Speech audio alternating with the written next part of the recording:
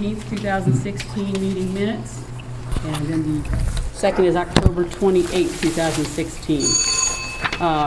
Anybody have any comments? I just wasn't there Corrections? for the regular October board meeting for 19th. That's true, okay. Yeah. Additions, deletions, or corrections on the 19th? We'll start with that one. Am I going too fast? No, if there are no additions or corrections, I'll move that we approve both October 19 and October 28 minutes. John has made that motion. May I have a second? Second. It has been moved and seconded that we approve both October 19 and October 28 board meeting minutes. All those in favor, please say aye. Aye. Any opposed? Treasurer's report, Lance? Yeah, I think basically the financials and whatnot were included as part of your packet. In addition, I basically provided just kind of a breakdown for the last couple months. As really noted, no real major changes basically in the financials. We are tracking along pretty well. It is kind of a quiet time, of year. So basically, we're seeing income and stuff go down. So we did still have some boats kind of go out on the lake. So we are seeing a little residual income there. As you can see for, both October and November. Really won't see probably much income until the end of December when, the tax assessments come in. So we're kind of holding tight there. Expense-wise, again, the main thing, salary and benefits are, winding down. So you are seeing kind of a drop-off there as the seasonal employees, have been let go for the year. And then, basically all of our other costs and expenses were really tracking pretty long in line with what we projected. The good news is if you really look at where we're at financially year-to-date at the end of November, we are, as they say, in the black about a little over $18,000. And we still got the other tax assessment coming in, so we should finish the year off pretty strong. Nice. For this year. So all very positive there. Balance sheet wise, not a whole lot of changes, basically as it pertains to that on the back side, kind of starting in the beginning and going over in the back. Checking wise, we're doing real well. Got about $253,000 in the bank. Yeah, and then of course we still have about $116,000 in our cumulative fund CDs, our general fund CDs, and another $81,000 for the communal maintenance fund. So no, changes there. Again, real strong on balance sheet wise and no debt. So kind of type of financials you like to see. Would be open for any questions in regards to the treasury report. What was the B-Tech fire that went under dredging equipment? 423. We redid phone lines, so B-Tech is basically a Just a data fire provider. security. Yeah, maybe fire security, phones and that type of thing. You have a cellular backup? A cellular backup. Are you monitored? For what? You've got an alarm system in the office? Yeah. And you're monitored Yeah. on the phone line or cellular backup? I'm not positive on that. I know if it goes off, they call me on the cell phone. Okay. Does that be cellular Probably backup? on I the guess regular not. phone line, though. Yeah, if they cut the phone line, they can break in, then there'll be no report. They offer a cellular backup for probably It's not that much. not that much. No. Put it on mine. But, I think you're on this hard line. You're on a hard line. On a hard Cell line. phone Okay. line. Not a cell phone line, a phone line. that's Security the issue. companies offer a cellular backup system. You may check into it. All right. Main issue we had out there, I think historically, has been self-service, but I think it has improved to the point now that you can add it on. I just recently added on to mine. That way they can't cut the phone line Yeah. and still break in. Yeah. I think it's a good idea. You got it monitored and secured. Yeah. Yeah, especially. I had the same question. I move that we accept the treasurer's reports for October and November, right? You want that? Yeah. Okay. Well- I move that. That's just 1 month. Didn't we just do 1 month, or did we? Just kind of lumped them together over both. Okay, so- did we do both minutes then? Did Yeah. we do Yeah. both sets of minutes? Yeah. Well, then I've got, okay, we spent $679 at Lowe's. That's November you're talking about then? Yes, I Okay. didn't know we were moving forward, and that's fine. Okay, that's forthcoming. We haven't quite got yet. That's Okay. about Oh, I'm wrong, Yeah, sorry, that's- I apologize. In October. Jumped the gun, I'm sorry. And that's fine. Okay. Yeah, and so basically, with that, if there's no other questions on the treasury report, I'll move forward with the vouchers. Basically, I guess start with October. Is there any questions on the October vouchers that's presented? The B-Tech fire has already been answered. Any other questions on October? If it was okay, so if it was a phone line, why would we put it under dredging supplies?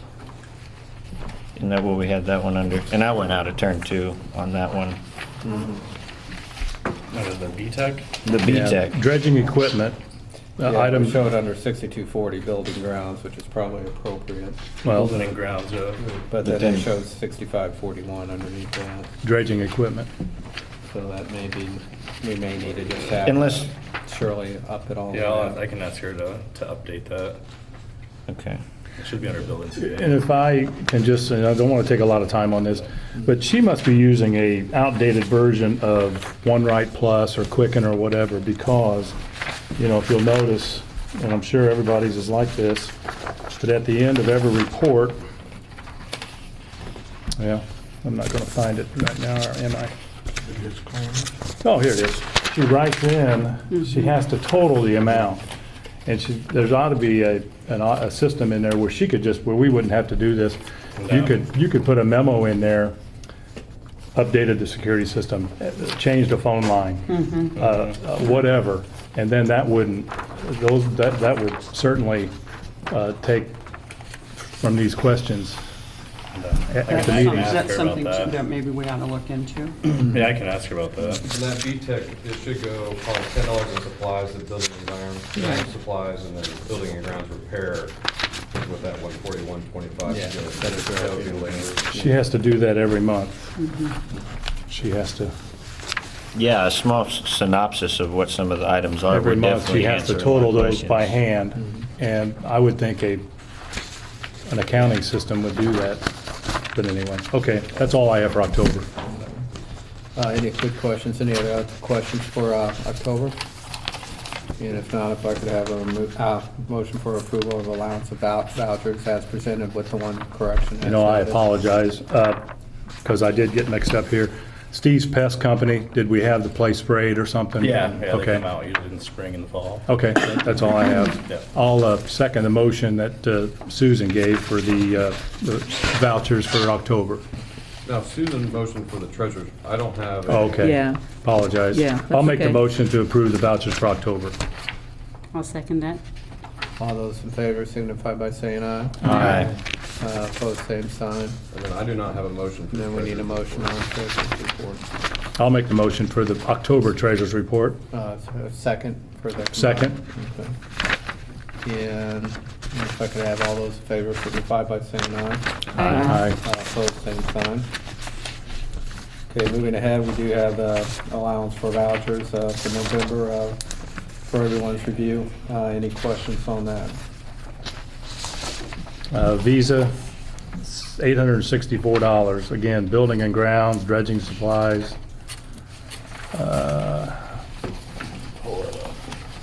You know, I think that was in October. That was in October as well. They asked for the Lowe's one. A lot of that was doing the statement came in for Lowe's. I'm guessing that's all the stuff from the workday. Okay. And then, because they bill like a month later, so. That'd be cement for the potholes, paint for the bathhouse and all that.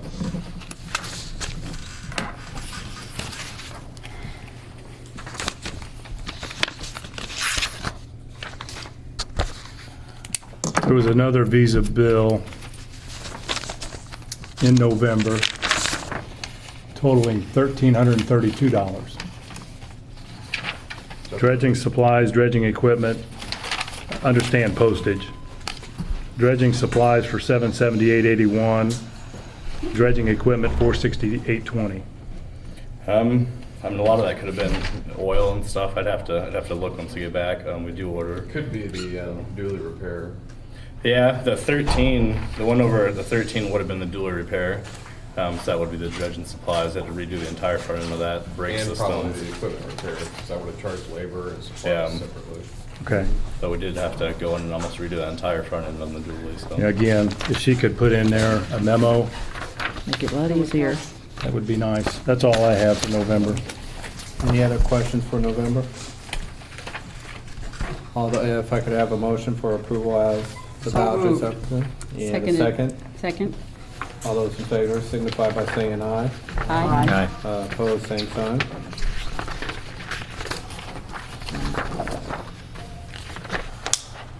Get this signed here and move on to the next item. Basically, the other thing as presented basically in your packet, we do have a renewal for a CD forthcoming. Basically, this renewal is dealing with cumulative maintenance fund. $11,062 is coming up. And basically, as you can see, the various interest rate options are presented below. Given the use of this is kind of the rainy day fund that we stock away. If something, major happens, I would probably recommend that we just go with the 24-month for the whopping 0.7% interest rate. Shouldn't we change this? Yeah, we Okay. Bob Hammond. yeah. I'm sure he doesn't want to be responsible for Yeah. that. You'll take your name off the account, Bob. Which one? Just one of the CDs. Oh, Yeah, 2 years. Dang, we You might found be you. a signer on it too. You don't know. Just out of curiosity, we originally issued $6,000 to this account in 2010, and it has grown $5,000. Every year, we budget $5,000. Okay, We okay. added 5,000 to that probably 2 years ago. Yeah, we Just did like we last did year today. too, yeah. Well- Did you think that we were getting interest rates you'd like to have? Well, No if we've, I don't think we've done it every year, because then that would have been $30,000 that we put in Right, there. there's some since. years depending on the budget. If the tides, that's one of the ones we've kind of. So we've done it one CD year to make it $11,000. On this particular CD. Okay. Do we ever add them to other CDs? Doesn't sometimes at the end of the year it goes in a different one? Or does Right. it always go to the same CD? It can. No. It can? Well, Yeah. last year we had a CD renewing in December and we added $5,000 from the So cumulative we maintenance combined fund it, from the yeah. budget onto that CD. So this CD's coming up 2 years. 2 Okay. years ago, we Yeah. added 5 to it, and now I would suggest we add 5 to that It's and part of the renew it. budget, yeah. Okay. I would agree. So, just so people know, in 6 years, at approximately 0.65%, we've made $62.73. Okay. Yeah. That's, yeah. Great that's good. investment returns in today's environment. 65 basis points is pretty good given where we've been. Yeah, don't get that on checking or savings. All right. And you'll remove that name. Yeah. I'm surprised it's on there, because it's not on the account. It's just a couple years old, that's why, so. Oh, you're right. Yeah.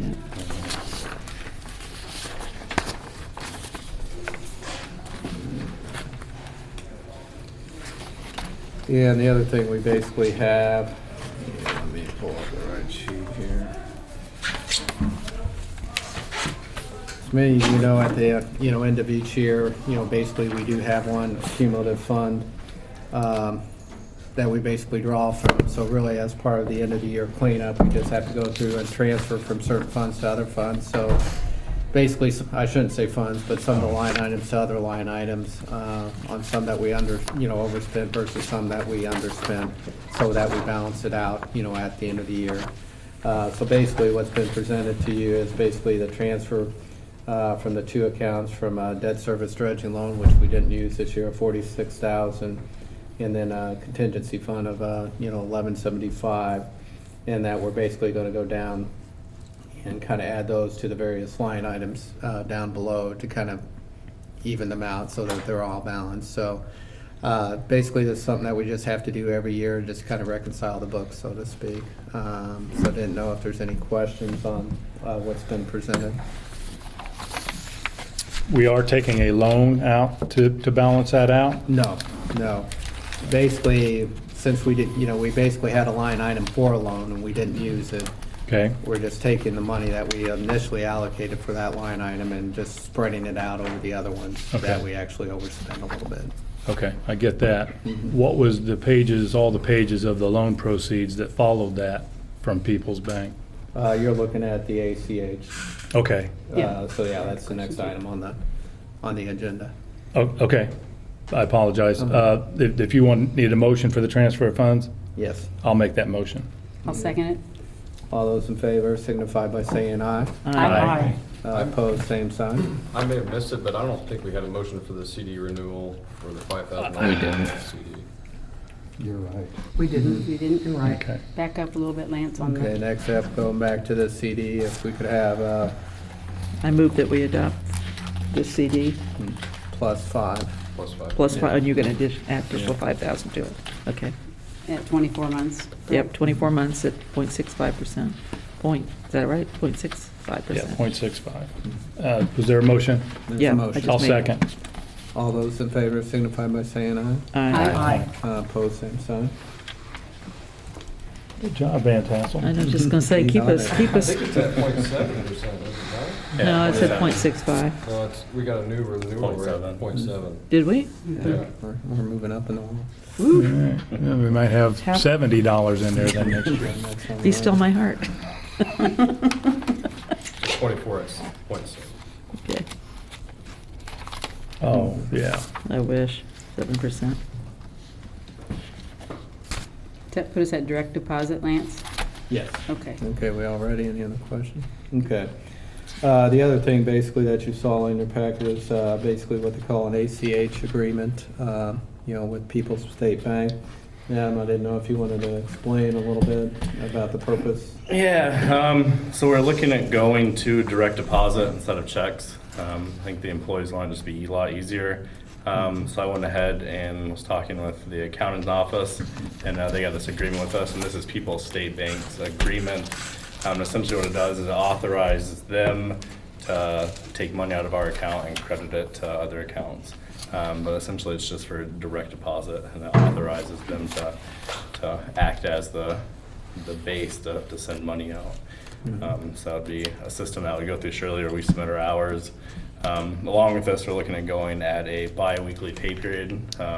Instead of currently we get paid on the 15th and the 30th, it's kind of a live. We get paid up to the day before, but in order to do the direct deposit and make it easier, the bi-weekly, because then we can kind of stagger, and really just kind of wanting to go the direct deposit route. Makes sense. Looked like the fees were fairly nominal on the startup on this. Yeah, had the fees were $5 for the file submitting. And two for every, Yeah, it's basically a standard agreement, and then basically all the legal verbiage in between, in terms of what happens. My only question is with, given Watkins this authority, are we gonna have a co-signature or something on it for them transferring? Yeah, I believe there's a co-signature required on Okay. this, and once we authorize permission to Watkins, then it would just be, I would submit it to them and they would do it. Okay. But in here, we do need to have signatures below, or signature of employees. So if we Okay. want to require two, we would just fill in two there, and then we could put Shirley and myself. Okay. Yeah, I would probably just recommend that we have a kind of a system of checks and balances, because this basically gives them access to your checking account. So you want to make sure there's probably kind of a co-signature type thing to, initiate those transfers.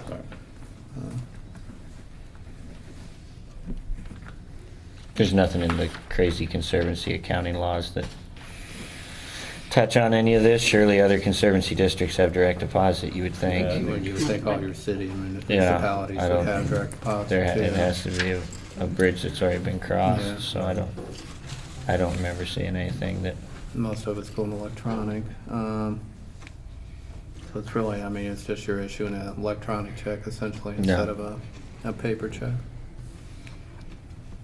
Trying to think. probably long overdue. yeah. Welcome to the 21st century. Is there any way we could go just a little bit further and keep electronic data on, for example, dredging?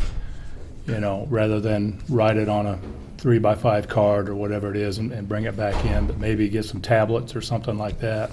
Yeah, we could, and actually, we've talked this winter time about switching over some tablets, because I want to do it at the office too, as far as our boat passes and all that stuff. I want to get all that in the Smartphones cloud. or tablets or whatever, and that Yeah, way they've got it's apps it's to- an electronic record rather than the the 3x5 record. I mean, I think this is great.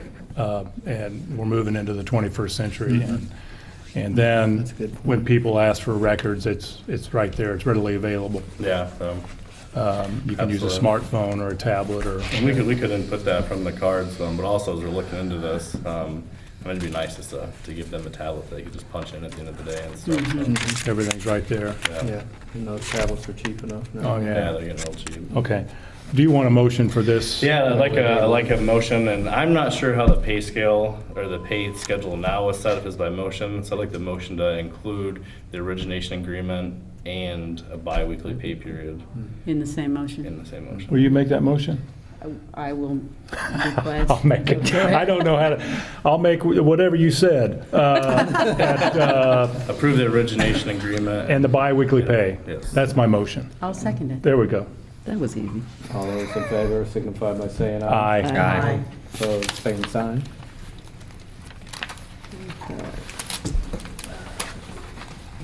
Basically, next item up, on the agenda, I did include in your packet, basically, the insurance summary for the upcoming renewal.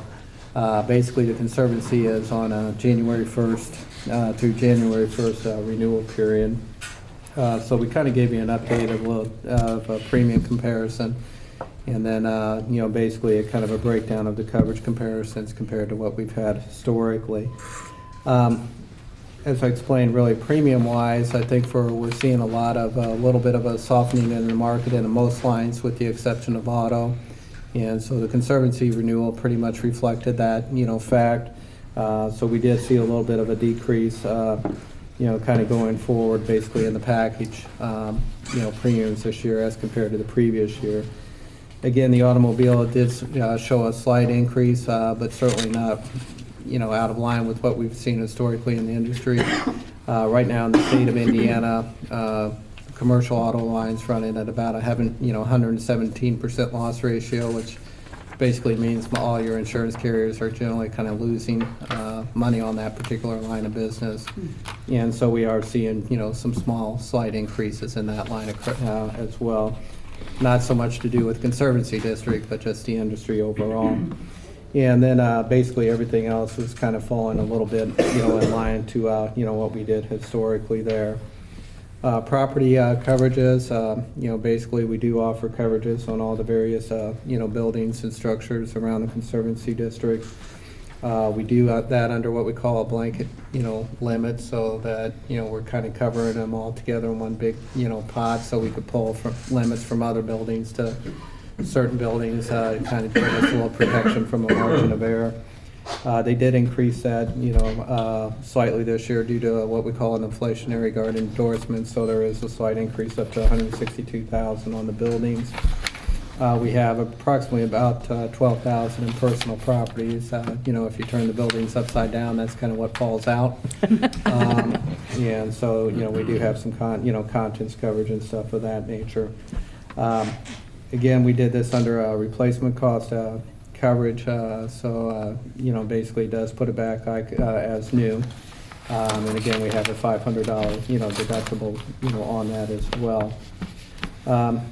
Main things that are kind of excluded that you'll see commonly excluded in most insurance policies are things like flood and earthquake, so certainly that's no similar here.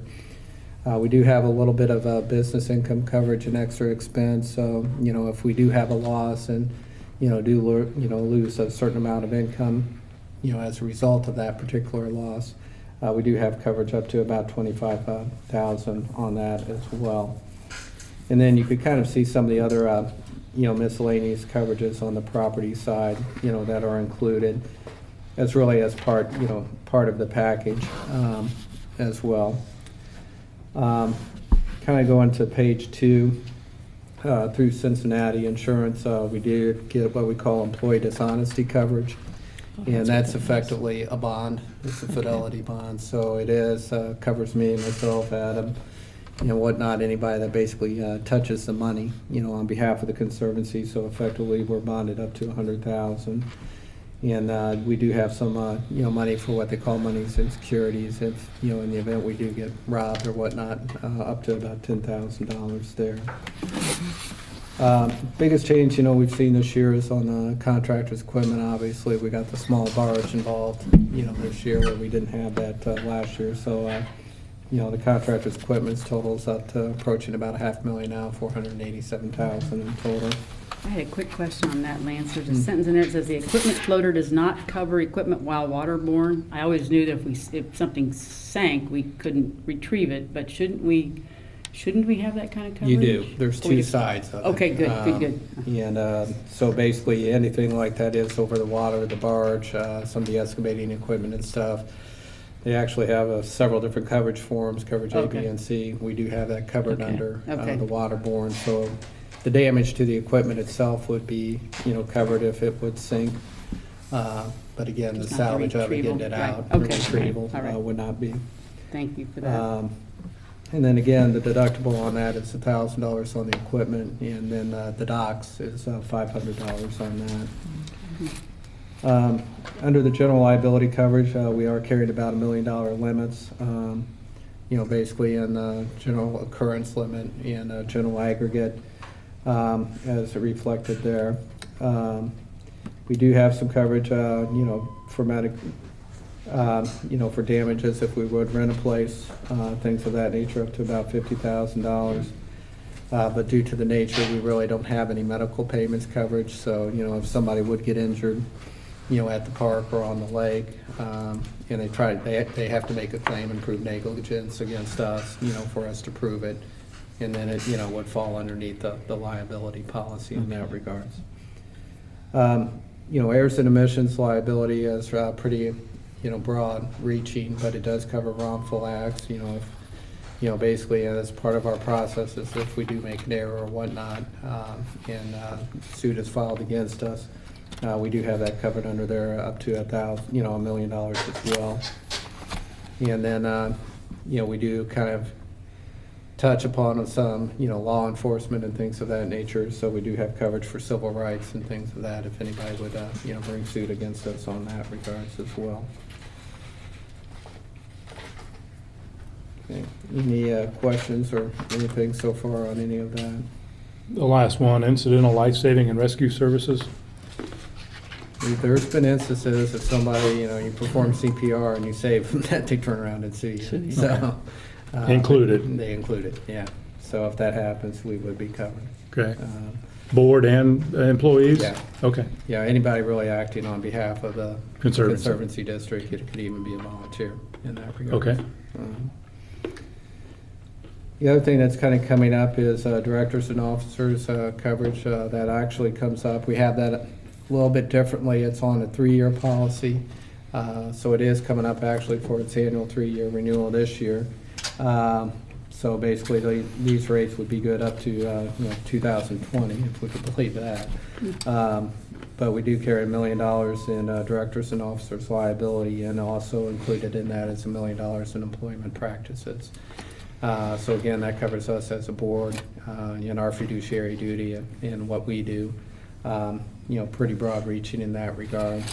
And then employment practices, if there's any wrongful termination, discrimination type claims, that would fall, under that realm as well.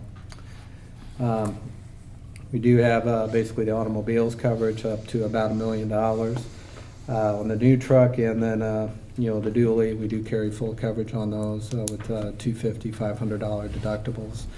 On the one old truck, that's liability only right now. We'll have to figure out what we want to do with that one kind of going forward. And then we also do carry, the work comp. So if employees get injured and whatnot, as part of, performing their employment, we do cover all medical expenses, rehabilitation, lost wages, things of that nature under the workers' compensation coverage. Also didn't know if there's any questions on any of that. Okay. Just out of curiosity, directors and officers deductible, paid for by the Conservancy if we needed to pay a deductible? Yeah, if we would have a claim, basically what that means is the Conservancy would be responsible for the first $5,000 of it. Thank you. And then, it goes into the insurance company Okay. from there. Perfect. One One thing I would mention, and we included before, and then I kind of gave some definitions on the coverage. As part of actually the directors and officers policies this year, Cincinnati is now offering, some limited cyber coverages. So going back to kind of, we were talking about ACH transfers, also the fact that we're taking, credit cards, that basically, becomes probably a little bit more prudent for us to take a look at kind of going forward. So I did try to provide, a breakdown on that below. But again, we do have up to about $50,000 in coverage, in response, if we would have some sort of cyber attack against Conservancy. And then, again, with credit cards, regulatory fines, and then, PCI fines, as related to the credit card usage. If the regulatory agencies would come in and fine us, we do have up to about $10,000 there. And another $50,000, for defense, if we're sued due to a cyber attack for any reason.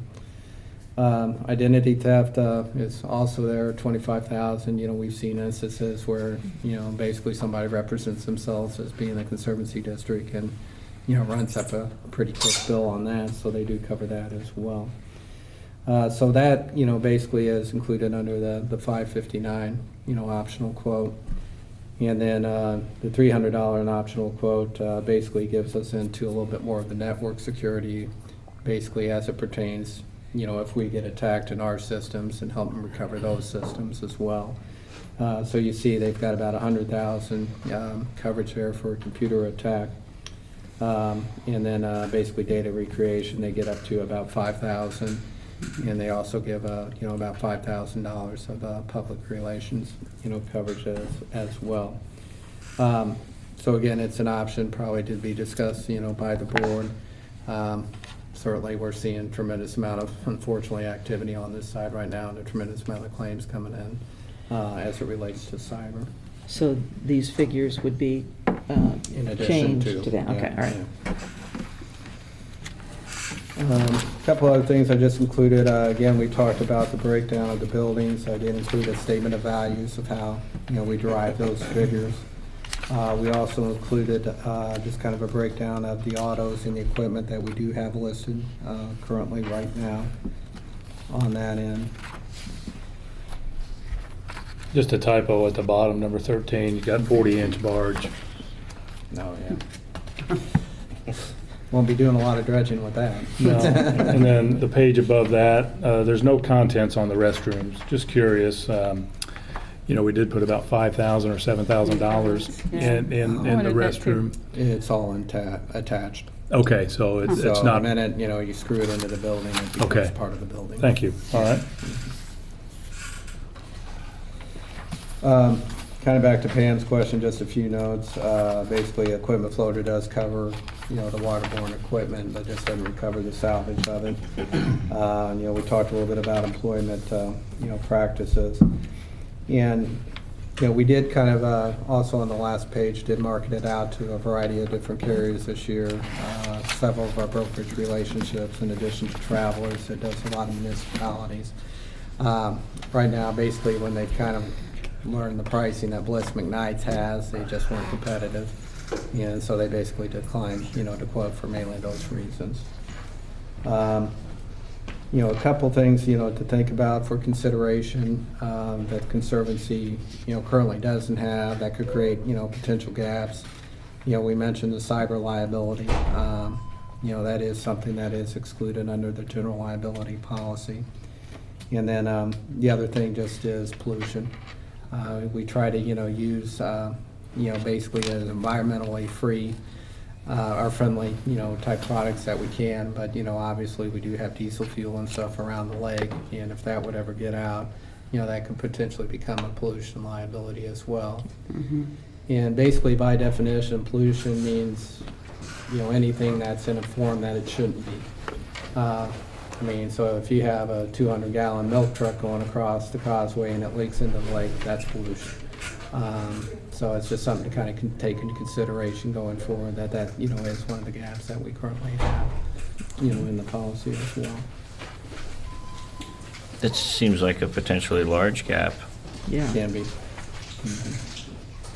How much pollution liability coverage would you recommend, and is that something you can quote too, or what would be, it seems like a pollution accident, the sky could be the limit on something like that if it started, because the way you said it reads here, undesired effects and third parties harmed, that could be everyone on the lake, that could be IU, the Boys and Girls Club, everyone that uses it, so that, I don't know that you can put a number on that exposure, can you? You can't. Mainly, what you'd be looking at is trying to have some funds available for the cleanup and, to try to get the lake back to the, position it was prior to that, leak happening.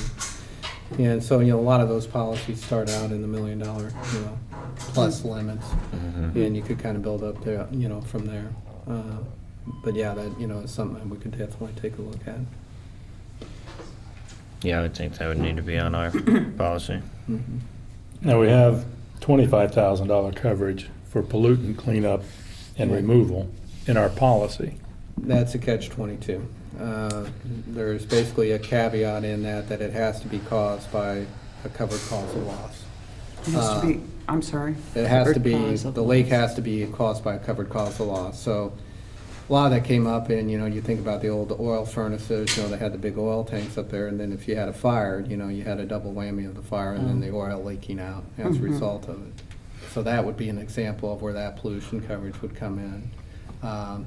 But, if all of a sudden you just have a hole in the gas tank out, on the water. It'd be like if the dually rolled down the boat ramp and we lost the dually and we had pollution it would from be it. covered by Would that be that. like an example of it, or you have to have a loss and pollution? Or Yeah. no? And in that case, actually, that would lie outside of it because it's an automobile. Oh, 'cause That's it's all auto, different okay. set of rules. Jeez. Okay. So yeah, but, essentially, I mean, that, pollution coverage that's listed is pretty limited in terms of its scope of what it covers. So it's kind of like So- flood insurance. Yeah, yeah, It's worthless unless you have a rider. yeah. Okay. Yeah, It sounds to me like this is something we ought to consider. Mm-hmm. What's the cost of something like this? Do you had a ballpark figure for that? Probably minimum, you're starting around the $2,500 range. Okay, that's, Yeah, it's Pretty not the- pricey. It's a little bit pricey in comparison. but, yeah, But- But you get sued and it's gonna be a lot more than 2,500. We do have Or you $3 have- million of umbrella coverage. Yeah. but Is that it's- covered under that? Pollution, yeah, it's excluded, pollution's excluded under the Okay. umbrella. Obviously, pollution and probably cyber is excluded from that, but Yeah. it should cover everything else. Yeah, the umbrella, dips down and covers a lot of the other things, but, again, if you look at the common exclusions that you see on liability, electronic data is one, pollution's another one. So those are, common exclusions. We're talking $3,500 additional probably for those, Potentially, all yeah. those different Yeah, to get the pollution additions. wrapped in, yeah. I think that would be money well spent. I agree. I think so too. I think we need to, have Lance come Yeah. back to us with With- something? with the right actual figures, information? yeah. Okay. Yeah, we'll have to take an application because it is very specific, on what you have and what you do. So we'll get that completed. A couple other things that, I think that of note too, where I think the Blitz-McNabb policy is, very valuable is it doesn't exclude dam failure. Most other policies that we've run across and that I've reviewed, do have that exclusion that if your dam fails, that they don't cover the resulting damage as a result of that. So we do have that covered under both the policy and the umbrella, which is good. And that's one of the two big exposures I see. As we know, our dam's labeled a high-risk dam due to the amount of property values that are downstream from it. So there is a concern if we lose it, that it could cause some pretty catastrophic, down the way, damage down the way.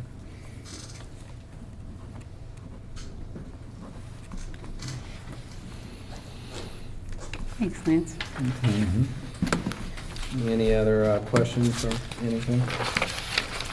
So do we need to talk about adding those two premiums to this Well, I think particular? we want him to come back with a. Yeah, well, we've got quotes on those, the cyber The and cyber, yeah. and the, Pollution? Not the pollution. Just The two cyber aspects. and the computer Computer attack. attack. We've got, that's $859 for those two things. You've already given us a quote for that. Oh, no. But that's not included in, I mean, we would have to agree to do that. Are we against your January 1 timetable? On terms of the pollution, you could actually implement that at any time. Okay. That's going to be a completely separate policy. Oh, okay. How about the cyber, is that would go with what we've got on the Yeah. table here?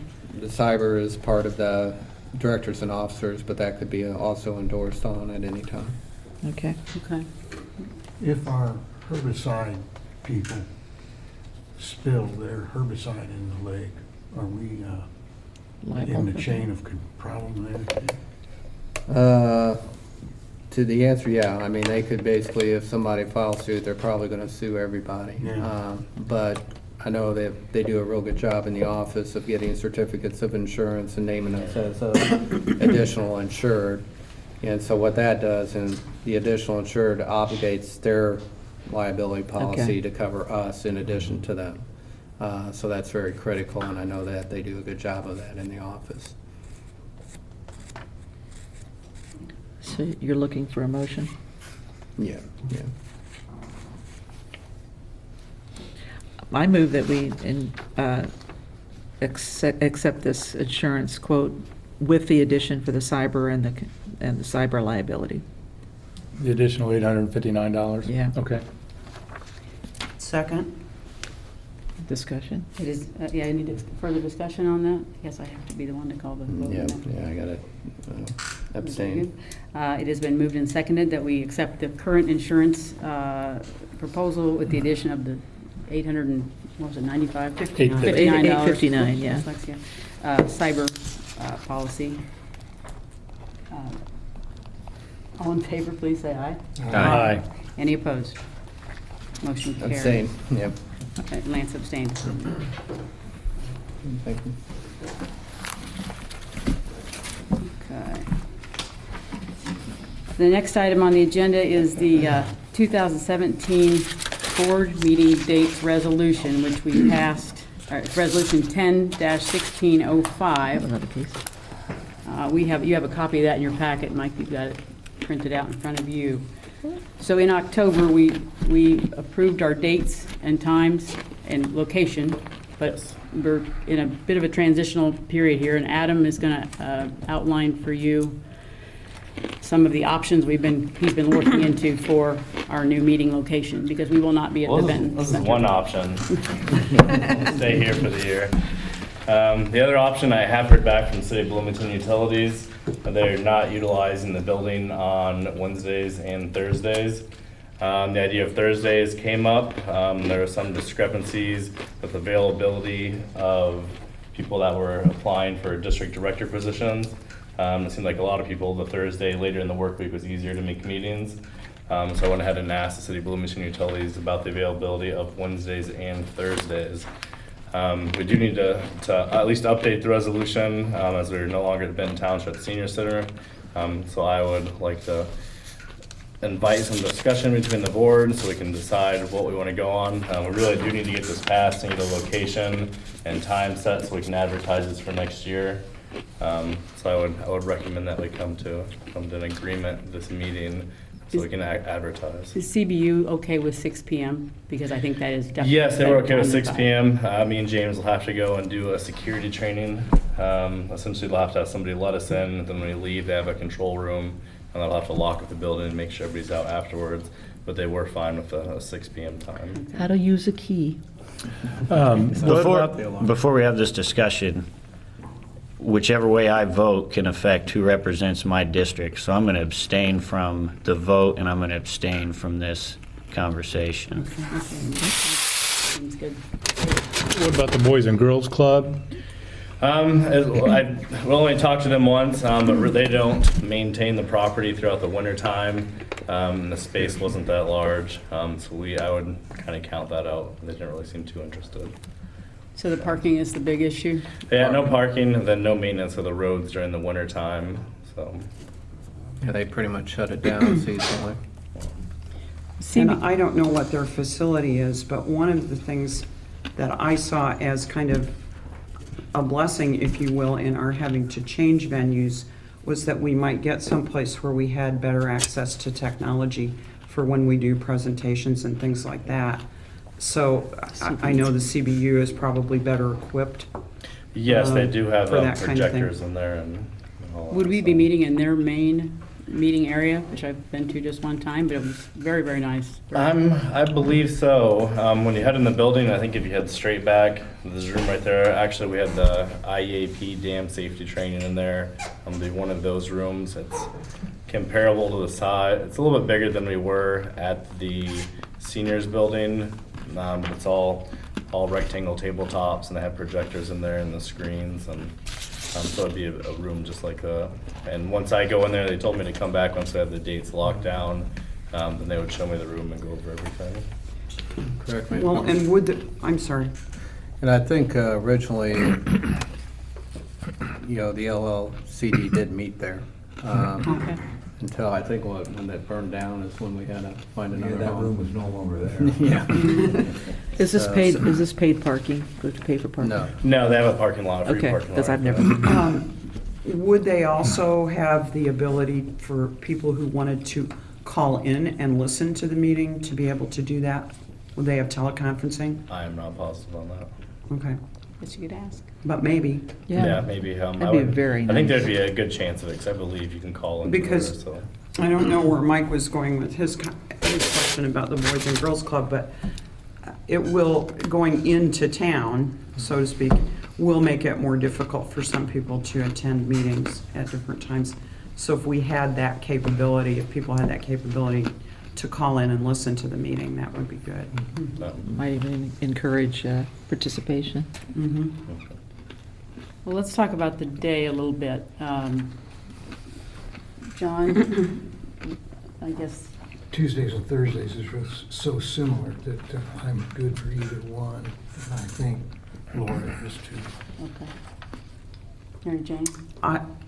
I'm flexible. Tuesday or Thursday is fine. I kind of like the idea of it being Thursday because if people are going to have a longer weekend, they could come down on Thursday evening, go to And the stay. meeting, and then start their weekend. I That's a kind of good like idea. that idea. Do we have confirmation on Tuesday? I don't We do think- not. No. Oh, When we Yeah, I were think having it- the discussion before, we were just talking about Wednesday or Thursday, and those are available on Tuesdays. I do not know. Okay. Let's, Then then Thursday. I guess I'm asking about Thursday. Mike, how about you on Thursday? I'm checking. Okay. 119, no, I wouldn't be able to make the 119 meeting. And Adam couldn't either. It's kind of like, you change jobs, you might have something already on the books, so we're going to have some issues that way. that- Or are we married to the third week of the month?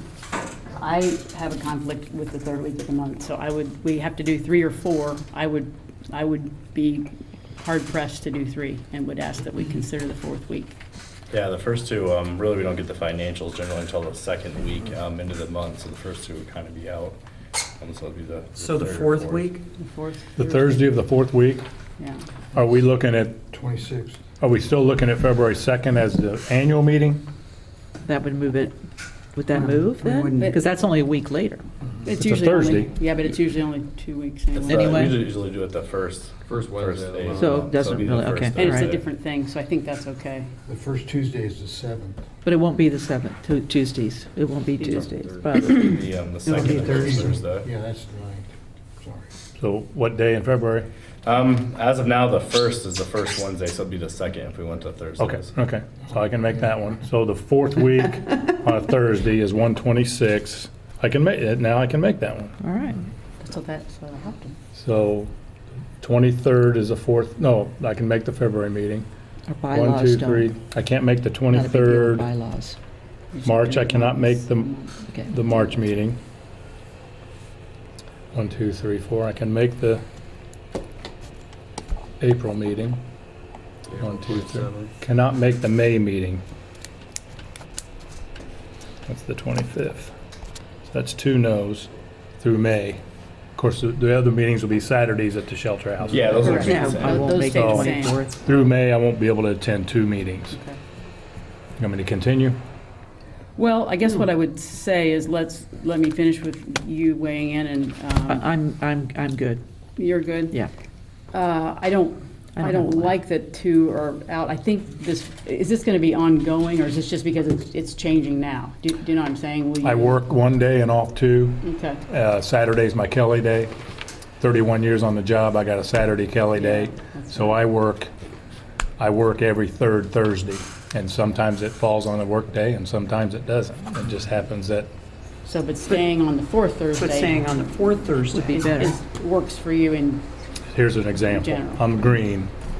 So 1, 2, 3, 4, the 5th, I work that day. I see, it just kinda And, depends, all right. Yep, 1, 2, 3, 4, I'm off that day. I work the next day. Same thing, Gotcha. 1, 2, 3, 4, I work that day. Now, before we changed, I was off every Wednesday except November. November was the only meeting I would have missed, and I probably would have traded with somebody. But I can't essentially trade to come to 2 meetings. Right, I understand that. And I don't, I appreciate you working around my schedule. I mean, that's why we met tonight, so, I don't know, unless we move it to the third week, those weeks. Again, that's an option. So, I mean, for the office, that's really any day. I'd like you to have after Wednesday just for prep time, in case you gotta do anything last minute. We got a couple days in there. For us, it really doesn't matter, so it's gonna be up to the discretion of what works best for the majority of the board.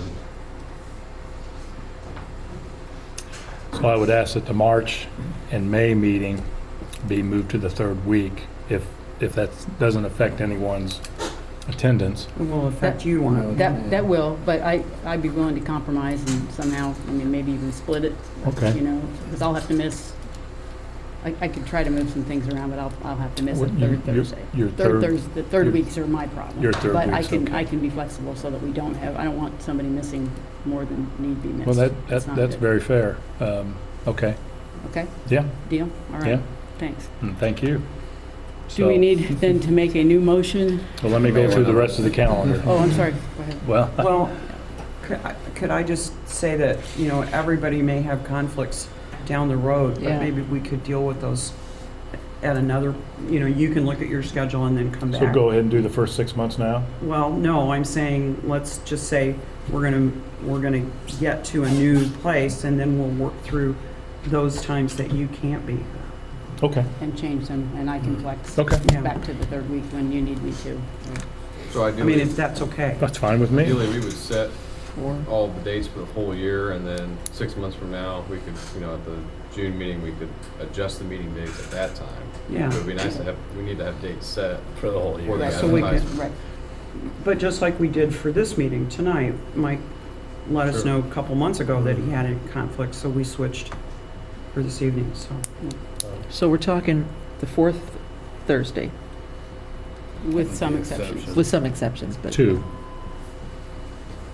So, do you need a motion then to go ahead and change, and this would be a new resolution?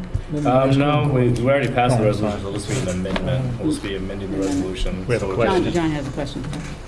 Are we required on the annual meeting to do it so I'm gonna mess up early in this the microphone. month? Aren't they good? That was great. I can't break them. The schedule is wrong. I don't know that I've ever seen any. It just needs to be in the rule first quarter of the year, Of the year. first so- 4 months, I believe. So the third or fourth First, yes. Thursday. So go later into That's what I said. Feb for the annual? Yeah. It wouldn't be staggered. Split that's all. split the difference between 1 week, make it, Yeah, I don't think there's anything that I know of that says, we can't move that, but.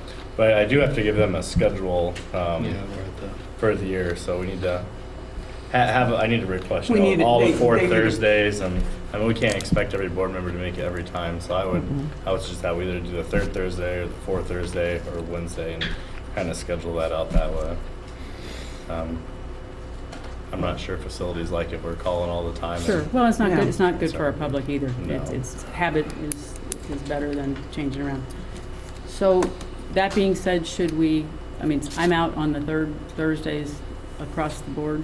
Should we go with 4 and then attempt to, Four's fine with me. yeah, Mike? Like I said, if we go with the 4th, there's 2 meetings I won't be at. As a matter of fact, one of them would be the priority meeting for dredging, That's not a good one. and the other one would be the last meeting before our summer meetings, so. It seems like we have some things that are married into the agenda, and since I'm a newer board member, do we have to do the dredging priorities on that particular meeting, or could we do them at a meeting where Mike will be present? No, yeah, we can move that up, absolutely. That doesn't have to be on that Could be in month. March, it doesn't have to No. be in May. No, I Right. think It is in priorities March, are but you would probably start dredging in April, early April, Right. if Anyway. This year, yeah, this year we hit in April. So that's why they've been So in that March. is the only meeting in February, the annual meeting? Yes. Yes. Not historically, we used to have two. Because we love to meet. Yeah. Especially on- I'm just Good saying, could we talk about the dredging priorities In February. January or even at the annual meeting? So that we don't get married to, Well, this and has to be, happen at this time. Flexibility right now is probably the key thing. Could we do that? Could we do Sure. dredging priorities earlier? And we generally, I mean, we don't start, I mean, this year we're on the water in March, but historically we try to knock out a little bit of private stuff right at the beginning of the year. See that it Debris makes any grab difference. and debris removal, so we really wouldn't be doing LLC dredging generally until. Unless you just want to make a April, decision early. right now, and we're going to go to Chitwood first, then we wouldn't even have to have a priority discussion. Yeah, we do. Good try. You know what? I have constituents in the audience. I know you has a do. lot of merit. I mean, we kind of get on our tracks, and it's good to have a routine, but this year we may have to be more flexible. And I think we should. Things aren't the same, so we have to be. So are you still flexible on having it the third Thursday, or do you want to have them all on the fourth Thursday? Well, Adam, I think, is saying that we need to tell them, kind of make a blanket Yeah. statement. I think, yeah, we need It may that. not fair for us to I mean, be I need to jockeying go to around. them this week and say, these are the dates we're having meetings at. Then later on, can we request to change it if it's available? Yeah, we can, but I need a list of the dates that we're planning on initially. Well, then how important do you think it is that, does it matter what week the Thursday is, if you know that they're available on Thursdays? So if we flex for a couple? I asked for the third Wednesdays and Thursdays and said those were available. I didn't ask for a general list of every day throughout the month of availability. Okay, so it might even be that they'd say not the fourth Thursday. Yeah, that's, Okay. Okay. All right. it's possible. I think it sounded majority of Wednesdays and Thursdays. It seemed like their meetings were all on Mondays and Tuesdays. So, okay. Go for fourth. All right. Yeah, the fourth week, Yeah. Thursday. See what you can come up with. Find out. Do you need a motion for, do we need a motion for this? To amend it. So we need to amend the resolution. Well, I think we need to know if they're available first. I mean, that's. We could have a motion saying Pending. the fourth Wednesday pending. Pending the availability of the. Go to the Yeah, third Wednesday. because you guys need to be able to Yeah, communicate I mean, this. if we don't have anything, we got this approved for January, but I make that motion. Fourth Okay, so it'll Thursday. be the fourth Fourth Wednesday. Fourth Thursday. Fourth, excuse me, fourth Thursday. Don't make me if slap it's you. open. If not, it reverts back to third Thursday. and the annual meeting, are we gonna keep that the That's fine. first Thursday, Second, February second. February 2nd? Yeah. Why not the third or fourth? Or why not the 9th? I just don't understand why it's distinct. I don't think you have to have it the first week, just the first quarter. March 1st. Yeah, but there's no other. Why don't we move it criteria. back a week? Because So then we can move that to the third The motion is third for the Thursdays fourth are week. out for you, or period. fourth Thursday. Yes. So, yeah, the third Thursdays cannot be, So it'd be the fourth Thursday in February. Yes. Yeah. Which is, I'm okay with that. which is the 23rd? Yeah. Right. okay.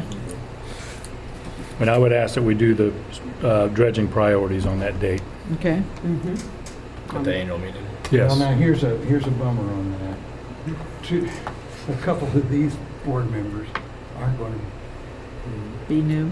be Well, you do here. the, We leave in February, and it may not be fair to the new board members to set the dredging priorities before they've had a say-so. Just a thought. And I understand that. We have representation on the DSG from every district but Lance's, and we still need somebody from Lance's district to be on that committee. But I understand your concern. You know, Greg McAtee is from your district. Les Wadzinski is from your district. Two very good committee members. So whoever takes the roles of the board would have representation. It can't be perfect. Yeah. No. I'm good with We're up that. against the wall. Let's, Fourth Thursdays. yep. 4th Thursday, across the board. Dredging priorities on the 23rd. Yeah. Is someone making that motion, please? Yeah, I did. Sue made it. Did someone second? I'll second. All those in favor, please say Aye. aye. Aye. Any opposed? I abstain. Right. That's right. And Thanks, the Andy. June, July, and August meetings will They remain remain same at the Saturday shelter house, after the Saturdays third 10 Wednesday. at the shelter house. Thanks. This is Troublemaker. Okay, all right. Now we are to conflict of interest forms for two of our board members, Lance and John. Lance, I've seen yours. John, did you bring yours? No? John, Okay. James actually has those down there, so they both have been turned in. Okay, I don't believe we need motions for those, but those are tied up. Okay, that's something we do every year. Managers report. And by the way, it's 6:04, so. Yes, we gotta we hurry. need Time we to got to be out of here? quit between 6:30 and 6:45 at the Okay. latest. So we Small need- barge excavator discussion. We're gonna rent or we're gonna buy. There's the upsides of both rental, any type of maintenance, equipment breakdown, it's on them to get it turned around. If we go ahead and purchase an excavator, say we use it for a couple of years and sell it off or even keep it, I don't think the depreciation on the value over a couple of years versus renting it would be any greater. I think we'll spend a little more money renting it, but it's just, there's pros and cons to both, and I'd invite some discussion, but we really need to get moving on that, so we get a piece of equipment locked in before the early part in the season, so we're not held up with that. I have a question. The size, the weight of the rented excavator last year was what? 18,000 pounds? Okay. Now, is that something that you're looking to go back to an 18,000 pound machine? Yeah, Okay. And are you going to try to get a machine that can operate in reverse from what the other machine did? yeah, we're gonna try to get something with we are gonna get something with a hydraulic coupler, and that way Okay. we can Turn it. flip the bucket around. Okay. Are we allowed to ask what they think? Well, that would be in conflict of what the chair has requested in the. Okay, all right. Stick with that. We did a test run, how did that go? It went fine. The size of the equipment is good. We really couldn't go any larger without modification. And I'm not looking at going larger, I'm Yeah, just okay. wondering if we could go a little bit smaller, same size bucket, and get a little bit more debris put in the hopper. Yeah, I don't, I mean, the next size smaller down to like the 15,000 pounders. The difference in weight there is not even 1 cubic yard. Okay? And the way that the weight's offset up front, I don't think that's gonna really result in much more sediment in the hopper if we went smaller. And I'm not sure that we'd be able to keep that same size bucket on a smaller machine. I would be inclined to continue to lease the excavator to make sure that we're still, and I understand that it ran good in the trial run. That you loaded it with equipment but what was that term you used, John, when the water was coming up to the? Cavitate? No, water was coming up to the top of the barge. And, right? Water was coming up. Well, I thought you corrected me, but anyway. We had a lot of weight on the barge. We had. Freeboard. That, Freeboard, thank you. yeah. I knew you'd remember. So that's my concern is the freeboard of the weight and as we're traveling through the water, no matter where we're going from point A to point B. Okay, that's my concern. Yeah. And so I would not want to be tied up with an owned excavator until we were really comfortable with our operation. I agree. The I think freeboard that makes is sense. not, I agree, I'm kind of leaning towards renting it too, because then if we're down, I mean, when we went down to the big excavator, you pop a hose, we're using staff time, take off hoses, go get them Somebody changed, else bring is it out. responsible. But we're not really limited by freeboard. If we were to the point of less than a couple inches of freeboard, our motors would be underwater. but I'm kind of inclined to rent two for another year. Well, and those motors are below the barge, and the susceptible possibility of hitting debris in the lake is certainly a concern to me. Yeah. So, here we're going to be renting an excavator, owning an excavator, making excavator payments and this thing, and we're waiting on parts for the Yamaha motors. I mean, it's a serious concern to me. So I would be inclined to go ahead and lease the excavator at the beginning of the season. We'll need to remember, we're gonna have that hydraulic oil charge. But I mean, it's money we gotta spend. Yeah, I would say the rental's the way to go also for, figure out what. Now, we're talking about renting a different brand and stuff too, so. I think, the old saying goes, you can make a small mistake or you can make a large mistake. Yeah. And, I think, putting out a bunch of money on an excavator and figuring out it's not quite what you need, it's the big It's a mistake. big mistake. So I would be kind of inclined to kind of lease it, at least really get some steady operations on it and just see kind of what works best. for We the could conservative. lease to buy. I mean, we could actually have the machine that works and then contact the company and Yeah, and purchase we'd have to change the lease once we're into it, but you can always do that. yeah.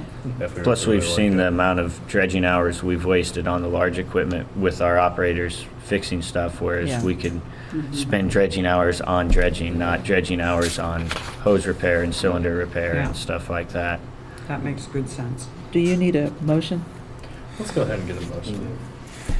I would give the manager approval to lease an excavator at the beginning of the dredging season, but Do we want to, or do we want a motion to have him look into what leases? Like last year, they came back with like 3 rental agreements that we looked at. Yeah, we'll go ahead and bring that So- back. Okay, Yeah, bring we'll, it. we'll bring that Well, back. you don't need a It's motion to for lease that. for the year, but I'll go ahead and bring back quotes. And we can Okay. decide. Well, I mean, we can Okay. wait until you bring the quotes. Yeah, that's Okay, fine too. all right. All right. No. Then Little Africa disposal site.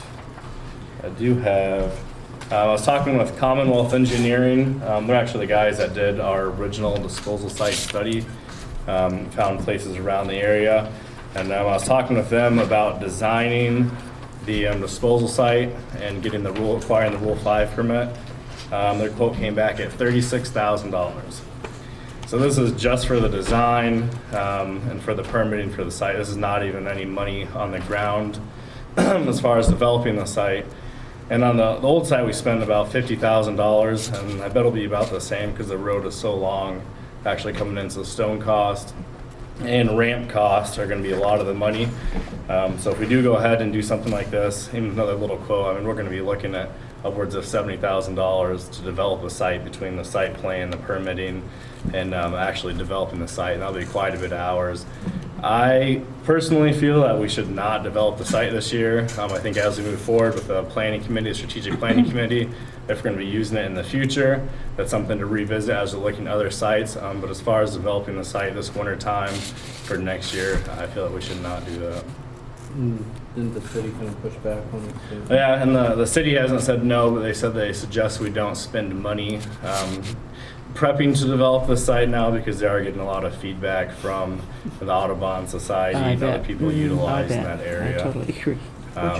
So I mean, it's something to look forward to in anticipated the future, but I think we should go ahead and take it off the table for this. I mean, if we really needed to up the dredging capacity, we could always spend a little bit of money and truck sediment out of Possum Trot somewhere versus that. So what are our options if we don't use Little Africa?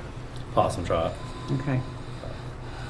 The issue that we have though is it's kind of like But- this but year. how- We've got filled it up. capacity there, but How much? Do we between- have any idea? I mean, once we move stuff around, we've had what, 12.4 in this year. We should be able to fit the majority of that same amount in once we move dirt around. Okay. That's the issue, I have a though. feeling we won't be hitting 12.4 this year. And And if we got 12,000, we'd have all of Chitwood done. Do we have any number, what an ideal capacity of Little Africa would be? Say we did develop it, what would it roughly hold? Would that be enough to offset anything, or is it would, I understood it was going to be a smaller site, so. I think when we were looking at it, there was it would have been about 3 acres of disposal area. That's the number The I big wrote. guy, we have a little over 5 of open area, so if we can fit 12,000 there, that'd be what, about 8,000 yards. It'll be about full by the time we finish. And that's 5 acres of usable land in Possum Trot of a 7 acres. 7-acre Yeah. site. And you're talking 3 acres of usable area of a 9-acre site in Little Africa, I believe. No, when we looked before, when they were last looking at it, I believe it was under 7 acres that were above. But the 3 acres threshold. is an estimate. Yeah, The 3 acres is, Yeah. it's an estimate. Yeah. It's plus or minus. yeah, and that'll severely cut into our hours too. I mean, if we develop this site, it's gonna result in a lot less Pretty dredging. expensive 3 acres. And I don't have the drawings in front of me. I didn't bring them, and I apologize. I do have them. I think 3 acres is low, is a low prediction. Yeah. It's a much bigger site than what, than what that Okay. appears to be. Okay. When you look at 5 acres of usable land at Possum Trot, and we've made numerous trips over there Yeah. last year, we can fit a lot of debris in 3 or 4 acres of land of a 5-acre site. And the $70,000 is an estimate. yes, I think it's a high estimate.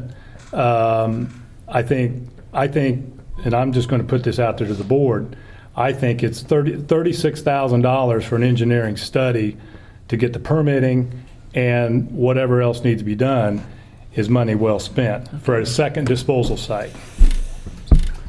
We have to- Sue, I'm gonna ask a question on that, because I know you're kind of leading the charge about doing feasibility studies, kind of like going forward and stuff. Where do we see that going? You know, because I know when that engineer That's came out, coming gave a up. presentation. That's coming up in the next, Well, we're still organizing at this point, but. But I'm just saying that could lead But to it. that may be something that we ought to talk about. I guess my concern, I don't disagree with you at all, Mike, in what you just said. My concern is, do we spend that money and then have the city say, you No, can't you use can't do it? it. Yeah. Yeah. that's a potential. And the other thing I fear is, I mean, if we spend $70,000, at that point, we're at $250,000 chasing efficiency without taking a scoop of dirt out when contracting us Yeah. about $150,000. And we're just, I mean, if we're chasing efficiency, you can chase efficiency. It's like So- chasing your tail. So maybe one of the things that the strategic planning committee needs to do is look at what are other potential sites. Yeah.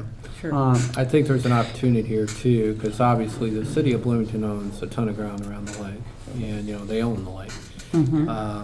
So, you know, since they're kind of pushing us back, because they originally, and I was in the meeting, you know, when they came forward and Langley said, you know, no, we don't want you to use Possum Trot, we want you to use Little Africa.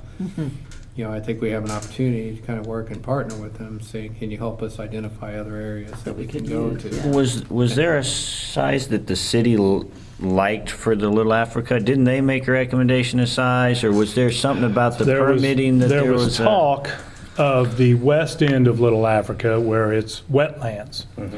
And Joe Pfeiffer from KCI. KCI said that that is doable, but then now you've got another engineering company talking about permitting strategic planning of making the wetlands. Now, if I'm not mistaken, once we create a wetlands, we've got, for 1 acre of wetlands created, we've got to create 3 acres of Right. usable lake. Right. There's the issue there.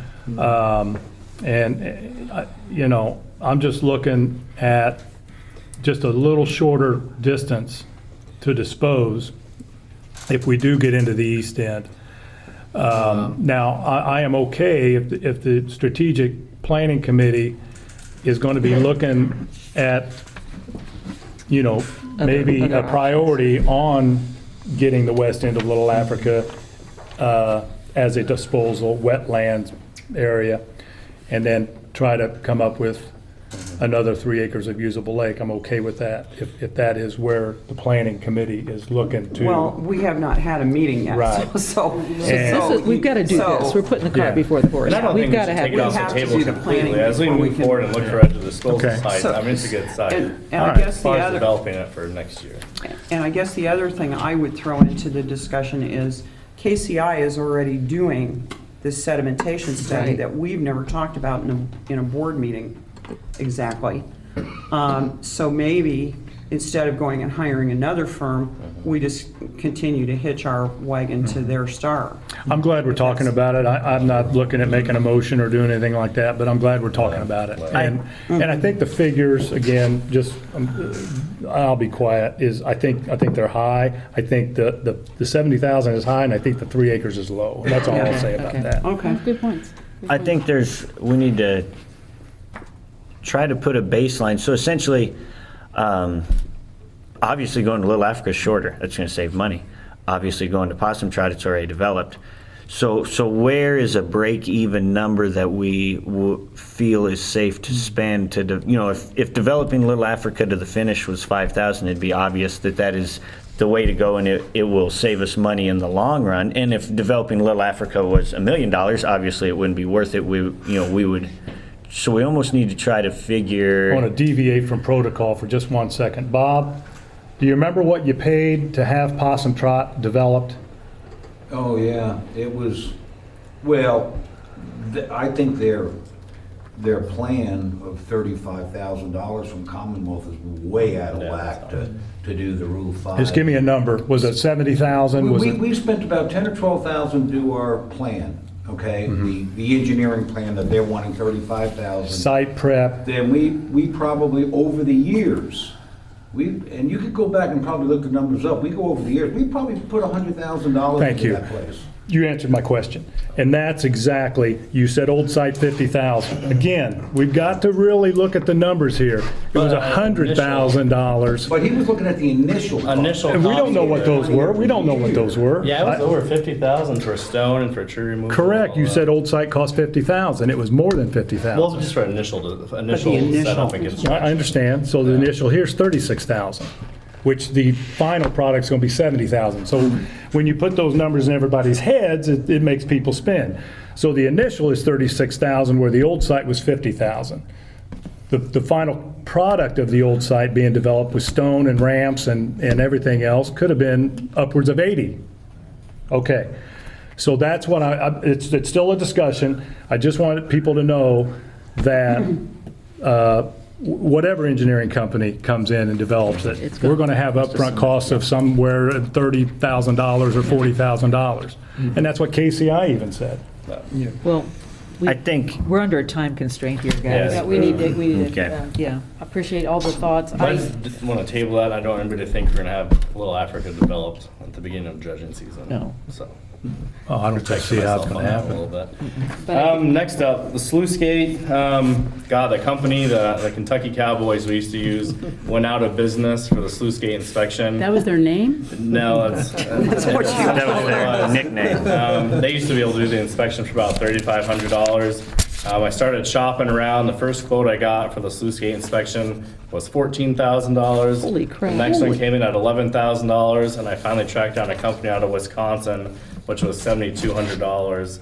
I think the cheap cost that is probably a good reason why the other one is out of business currently. Yeah, really. We do need to get this done. If it was $14,000, I'd be almost willing to push it out for another year and we could budget for it. For the $7,200, I think we should go ahead and do the sluice gate inspection. A lot of the cost is just having the divers in confined spaces. I did go ahead in the transfer funds and put the additional funds into the sluice gate inspection, so it will be covered there budgetary wise.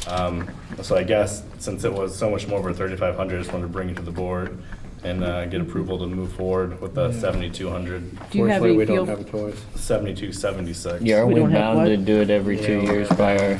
We have to do we an have- inspection. Yeah. Do you have any feel for the quality of the lower bid? I mean, I think most of the bids will be the same. I mean, The way they do it quality, and- yeah, I mean, they gotta okay. send divers in. It's an on-site inspection. They dive in. So they all dive, Take okay. videos, Yeah, or I not understand. videos, take pictures. I'm not write doing up this. the report. Since we're getting a new company, just like hiring any new one, do we want to get references that know? Exactly. So do you need a motion for that, or no? We could try your reference. I really would like just a motion to move forward with this Underwater Construction Corporation. They were actually recommended by another company I called up in Indy. another engineering firm that did water stuff, but they didn't actually do diving inspections. Where are they from? They're from Wisconsin. Okay. Could we have a motion pending reference checks? Sure. Yeah, Sure. I suppose it'd be nice to get it on this budget though for this year. Okay, but, yeah, So, yeah, we can do that, absolutely. well, I'll make that motion then. All right. So we Second. look at the Wisconsin for 7,200 pending. Reference. Reference. And I'll check out the references. All right. All, it's been moved and seconded. All those in favor, please say aye. Aye. Any opposed? Can the work truck discussion wait, or do we need to do that right now? I just want to get a motion to allow me to go ahead and start the surplus process for the truck. It's just sitting there rusting. We don't need it anymore. Okay. I'd just like a motion to Adam go ahead and surplus the truck, essentially. I'll move you surplus the old work truck. I'll second. it. A All lot of those, times we have like a cap or a minimum amount of what we get for that. I don't know if we want to add that, if you guys want to say, surplus for the truck. You have no idea what you're going to get for it, So- yeah. Yeah. Whatever you can get for it. Are you going to consign it? You're going to consign it somewhere, or? I'll have to look, I haven't done this before, so I'll just have to look into the process. Yeah, there are laws we follow as it. Yeah, we will have to follow the Right, laws. but, okay. Yeah. we can talk about it too if you run into bumps. Yeah, and Okay. that's not a big thing. We can push it out for a little bit. Does it run? If you put a bunch of starter fluid in it, it'll start up. But this would be good to find out this process, because we may have other things to surplus in the future as we get rid of Did older John, stuff. did you make a? He did. John Okay. made a motion. Do we have a second? Nope. All right, it's been moved and seconded that we surplus the old work truck. All those in favor, please say aye. Aye. Any opposed? All right, we have 13 agreements for 2017 that need approval. Now, don't panic, because James, the wizard, has helped me, and we are going to be able to do this in 3 motions. Okay. So you all have the list of these Yep. agreements in front of you. Numbers 1 through 10 without number 7. So leaving that guy out, those are all the same as they were last year. And if I could get a motion, Can we talk about any of them real quick? well, sure. Okay, pop stocks and lifts. Why don't other dock companies, so they pay a sublease to do what they do, but then other dock companies use city property. That doesn't seem fair to them. I believe they're using personal property. No, some of the dock companies don't use personal property. That's why I would think it's not fair to the, I don't know who Pop Stocks is, but Roger. it, do. Roger. It's Roger Edwards. That's Roger. Yeah, that essentially because doesn't- he's making money off of a sublease dock. there's other dock companies that launch docks off the causeway, and that doesn't fair, he's doing it correctly, you know, he's playing by the rules. Store it at his dock on city property. Okay, that's mostly More for, of a storage. it's not Storing of for, money. because in the sublease it reads about him crossing the property and whatnot, and I didn't know if that was something that's, he's playing by the rules and it almost seems unfair, but Yeah. to him. He's trying to. He's covering himself, he's doing it correctly, but it doesn't seem, I'm wondering if that's some, I don't know, okay, we can talk about that another day. And then you had talked to on the, is that one part of the rowing with the anchors, and you talked to them and they said it was other debris because it's in there? Yeah, I think there's other It's in their debris. sublease. We did talk about the anchor setups, and essentially there's a cable that runs the width of the dam that's anchored out, and then it's pretty far down. Some people willing to bet, we did have people say they touched cables or something before, and with how the depth are, they'd be willing to bet that it was either something else or debris there. 'Cause we- But this is number 7, Andy, that's not in this group. Yeah, We're doing one. Yeah, so that's another one. So that's. okay, 3 was the only one I had a question on, it's answered. I have a question on 4. Okay, Boys and Girls Club, we charge $1. Less than $1. We charge less than $1. Everybody else, we have an educational marina fee, we have a not-for-profit marina fee, we have a special use fee, we have a commercial marina fee, we have a commercial sublease, surplus parcel sublease fee. What is the Boys and Girls Club? And believe me, all 4 of the Boys and Girls Club, they're not-for-profit. Do they have money? I believe it's actually in our lease that we have to allow them to use it and charge them not it more is. than $1. Okay. That sounds Yeah. okay. It rings I think it's a actually in our distant I will have to look that up. Yeah. I'm Okay. not sure, Mike, but Well, I have read that lease forwards and backwards, and I don't as remember we it. all have. And I do not remember it. If someone could bring that to the next meeting, I'll approve, but everyone else is paying money. The sailing club, and then of course you left number 7 out. I got a question about them too. That's next. I know. They still pay us for like their boat passes and all that type of I saw that. Now, I could be a member of the Boys and Girls Club and pay half of what I'm paying now. Not a member, their facility. It says, if I'm a member of the Boys and Girls Club, then I pay 50% of what a resident pays for. I tell you, I looked at this forwards and backwards this morning, and that was the one that stuck out at me. Again, not down on the Boys and Girls Club. Mike Pence spoke at the State Boys and Girls Club Convention this year, very adamant, very eloquently, and is like, okay, that's good, I like that. But let me find it. Have you got it, Pam? Yeah, here's the lease. They pay a sum not to exceed $1, okay.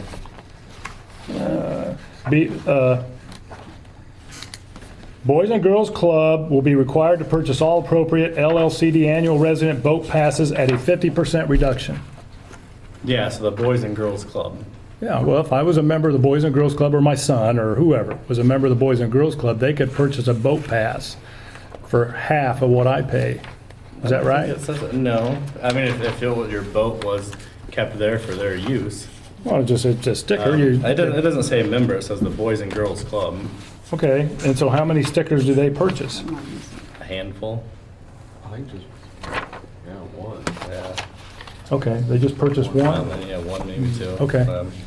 All right, I'll accept 1 through 6 if you're making a motion. It's 1 through 1 10, through except for 10. 7. 1 through 10 without 7. Well, then I've got a question on, except for 7, Except for okay. 7. I'm good with that. Okay. Yeah, and I will Abstain. abstain from number 4.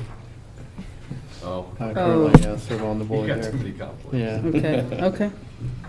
Well, in that case, we could add 7 if you're gonna abstain from everything. Yeah. Well, I'm not on the board of Royal Point Roy. Oh, I'm just a member, yeah. So the motion to be made is the approval of numbers 1 through 10 without 7, Without 7. please. I move. Second. I do. Second. It's been moved and seconded. All those in favor, please say aye. Aye. Aye. Any opposed? And Lance was, Abstain on you that. abstain on that Number vote? 4. yeah. On number 4, okay.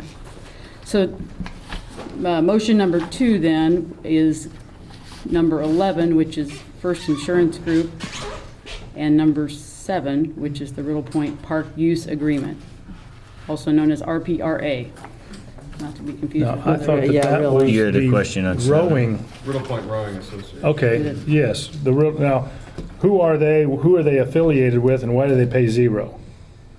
They use the Boys and Girls Club grounds, Okay, so they just use their facility. and they don't pay anything. They pay a $500 education. Join the Boys and Girls Club. Okay, and Lance, you would be out on this. Does anybody have any further discussion on 7 and 11? I'm just asking what 7 pays, Okay, Hold up here. Okay, both things of some because it's sort. not in the contract.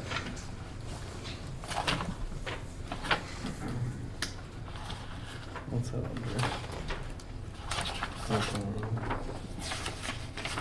I'm looking And at, they still have to buy their boat fees. okay, I mean, do they pay an annual amount, like everybody else?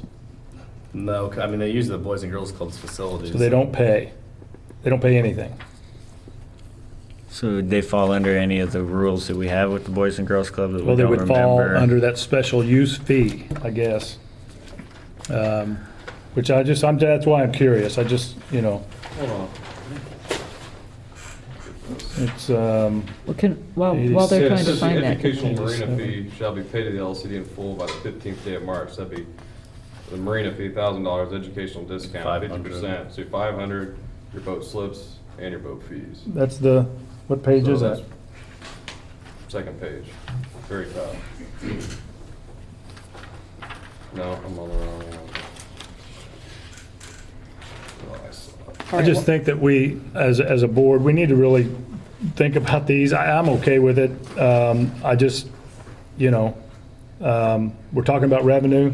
I mean, No, these are fair questions. And if they're a not-for-profit and they've got, if they've got some money in the bank and we want to charge them $100, we should charge them $100. That's all. But I'm not going to hold up the meeting anymore. For I'm a- purposes of tonight, I think we need to. That's fine. And take I that don't under want you to yell at me. advisement, and I will never yell.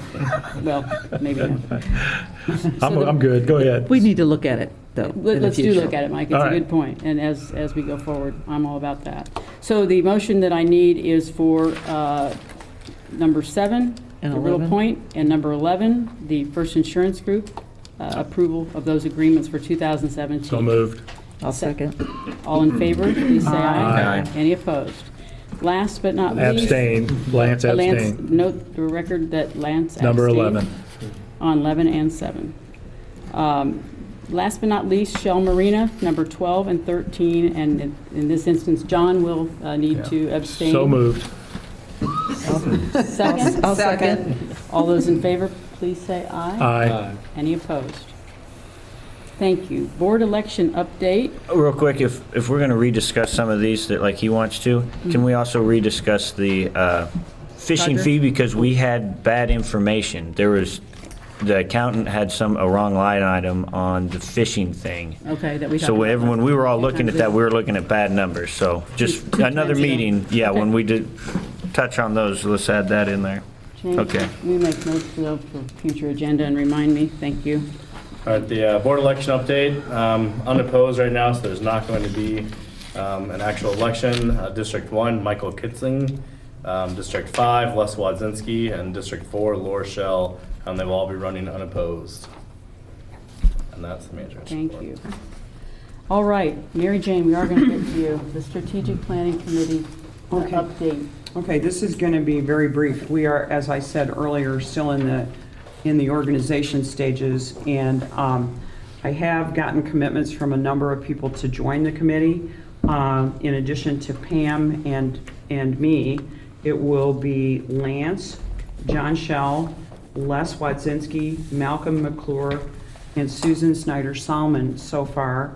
And of course, Adam and James will be members of the committee as well. I'm actually thinking we need at least one more person, and I'm going to be talking to somebody about that very shortly. Adam and I worked on a draft document to start some kind of framework for kind of here's where we are and here's what we've done, and start to generate some ideas for the future. And then Malcolm very nicely went ahead and did a very nice document of kind of a brainstorm on here's a lot of the ideas and things that we need to think about. So we're going to try to have our first meeting in January before the January board meeting, and be able to come back and start to talk about what the framework's going to be and begin to have regular updates to the board at that time. Great, thank you. And, go ahead. You've got someone from every district but 7. That's who I'm working on. Okay, thank you. Thanks for all the work you've already done. You've spent a lot of time on this. All right.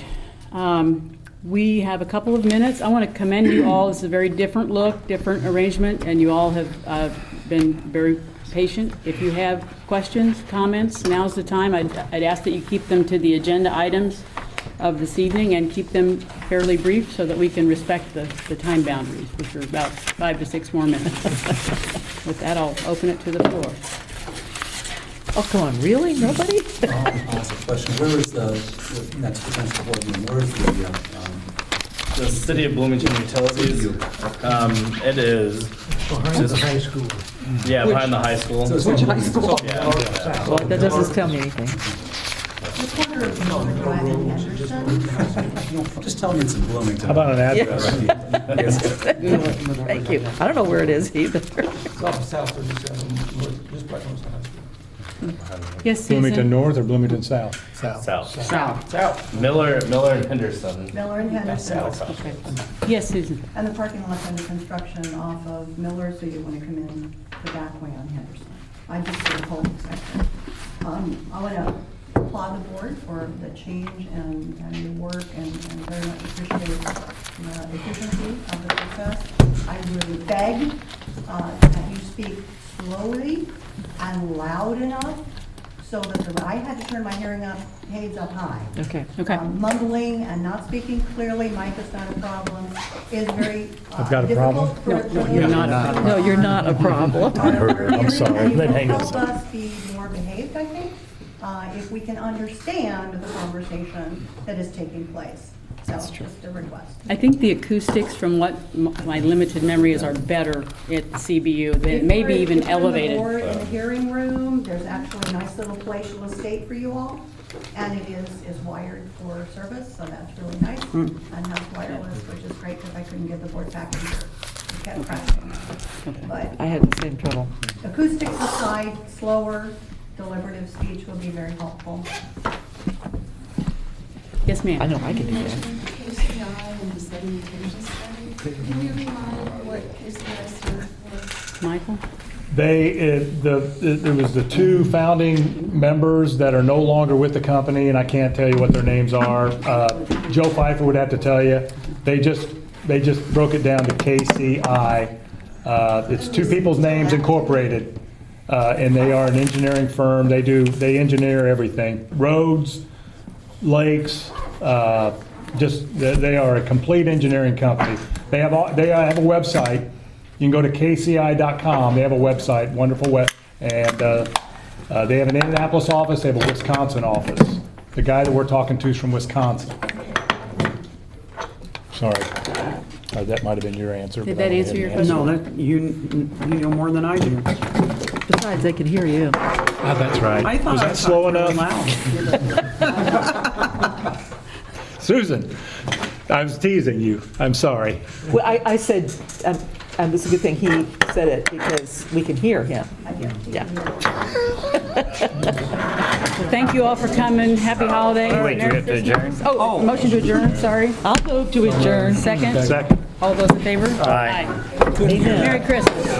Oh, I can't get up. Do you know who you're looking at, or do you care if I ask, or do you? Well, let's just have a discussion right here. I want Frank on the committee, Okay, and so I will call him. okay, good. That's okay. Yeah, I didn't even, I thought, And I just wanted to have a conflict. Okay. At least an acknowledgement. okay, Good, yeah. Mike, with that? I'm great with that, set on where- yeah. Doesn't it make perfect sense since he's already, He's very knowledgeable, and I think that, yes, that's perfect sense, yeah. And so, yeah. and then of course, as we go along. I just have to put my name and not the chairman. You know, he's very, very busy. You know, he runs a company all over the country. Well, and, Organized. you know, maybe I, like, Okay, thank you. Okay. Some of these Adams, well, I just need to add them there, add them here. Oh, wow, okay. 12:13. Yeah. I got food. Is that you? I'll stay. Good to see you guys. That one. maybe, And that you know, maybe ACH I agreement, can there's like help a him. lot of I them. know, so- I got maybe, you know. I think you guys are going to get along fine. I don't see any, now, you know, he's very forward. And, fine. but yeah. Nobody accused She you of can being handle him. Sure, and I know that's what I mean. I will reiterate, you'll get along fine. So, yeah. No, that's a good team. It's a good team.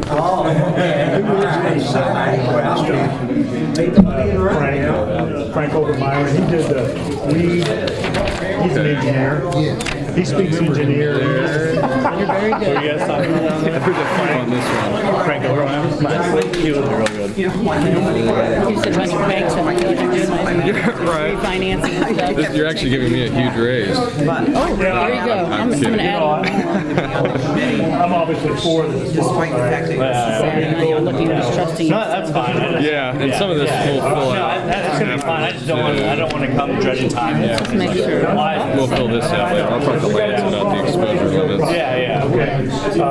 But, you know, I will try to either. That's good. and I'm all for the trucking material. We know what that costs. We've got 2 or 3 bids on getting that out of there. So if that happens, that's fine. You know, either way. Now, we've got that delta.